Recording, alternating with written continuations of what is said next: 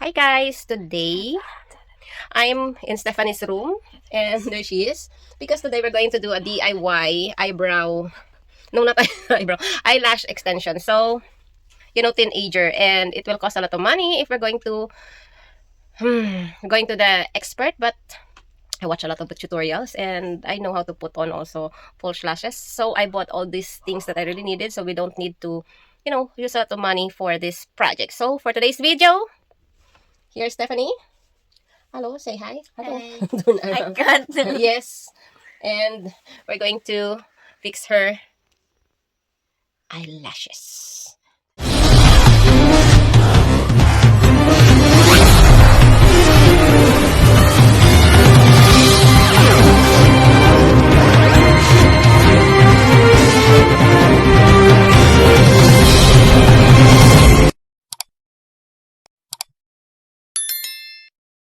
Today, I am going to teach you the art of DIY eyelash extension. Are you tired of spending a fortune at the salon? With a step-by-step guide, you can achieve salon quality results from the comfort of your own home. So first, you have to gather all the necessary supplies, eyelash extensions, adhesive, tweezer, and scissors. Of course, here I bought one of the strongest glue that you can use or adhesive into your eyelashes. And some of these individual lashes with 3 different sizes. We have short, medium, and long. And this tweezer for the eyelashes to hold it in place. And of course, something to, dip off the eyes, and the micellar water. Because we're going to start by cleaning your eyelashes and removing makeup and mascara. This will ensure a strong and long-lasting bond between your natural lashes and extension. So let's start, guys. First, we're going to clean Stephanie's eyelashes and everything with this micellar. We're going to fix and wash her. Close your eyes, brows, and everything. Make sure it's all clean before we do the process. So this procedure, let's start it with, of course, I don't want to wash my hair again. We just cleaned her eyelashes, and now we're going to take away the puffiness of her eyes. This is not an eye care or something. This is a massager. This is for taking away the puffiness of her eyes, and then massage like this. Like this. Why are you laughing? Because when you massage the eyes like that,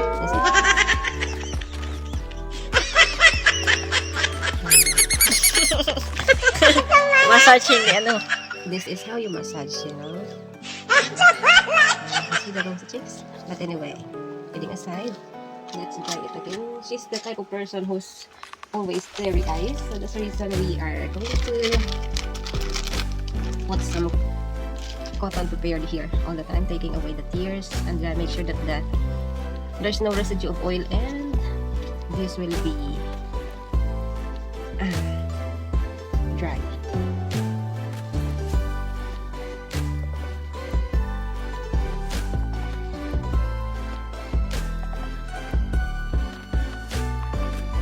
So once you're done cleaning the eyelashes, and make sure that it is already dry and free from any oil, so carefully apply a thin layer of adhesive to the extension using the tweezer.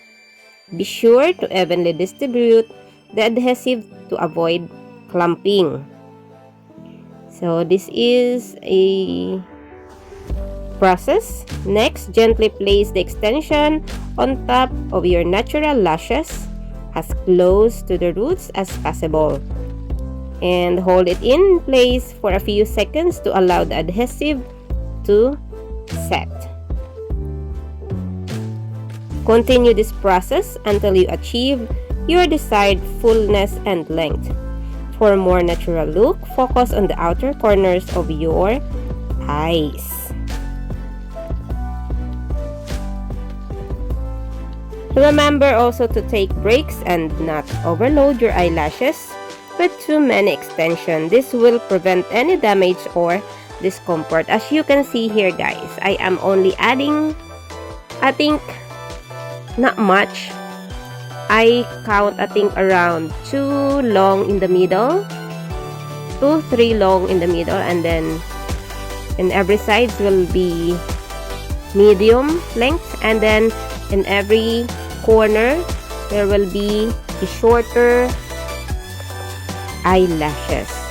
So I'm also trying to do it carefully and slowly because Stephanie is not used to it, but she really wanted to have it. And there you go, guys, it looks naturally. And the adhesive that we use is also black, because I could have used the transparent, but I think the perfect color of adhesive will be black because she has a black eyelashes because we're Asian. So once it's all set, give it a minute or two, let it set, and clean up all the rest of the adhesive that stick to other side of your eyes. Clean it up and it will stay for even you're going to shower. This is tested. It will not fall off, and if it is going to fall off, you just clean it up again and just add the same glue or adhesive, then put it back to the place and just wait a little minute, and then just count the seconds, and then it will stay in place and it will last up to 2 weeks. So even you're going to shower, you're going to tear and everything, just of course carefully, don't pull your eyelashes and don't scratch it. Just make sure, just clean it in a nicer way, carefully, so that you don't have to do this process again and again. I do it faster on my own eyelashes, but with Stephanie, because she's sensitive, it takes a lot of time to finish her eyelashes, especially she's a little bit of quenching on her eyes. She got teary-eyed. That's the reason. It's a lot of discussion, but she really wanted to have it, and yes, soon we are going to be done with this. This is a type of eyelashes individual, so I don't need to trim it. And once you're done, if you're using another type of eyelashes, trim the excess of your eyelashes to achieve the seamless blend. And once you're done, step back and admire your stunning new eyelashes extension. You've just mastered the art of DIY lash extension, and I hope that you learn from me. There you go. I just waited, I think, maximum a minute or two to make sure that the adhesive or the glue is dry, and press it with the tweezer that I bought for the lashes to make the adhesive flat and very comfortable to her eyes. So we are done now, guys. This is how her eyelashes looks like now. Very natural.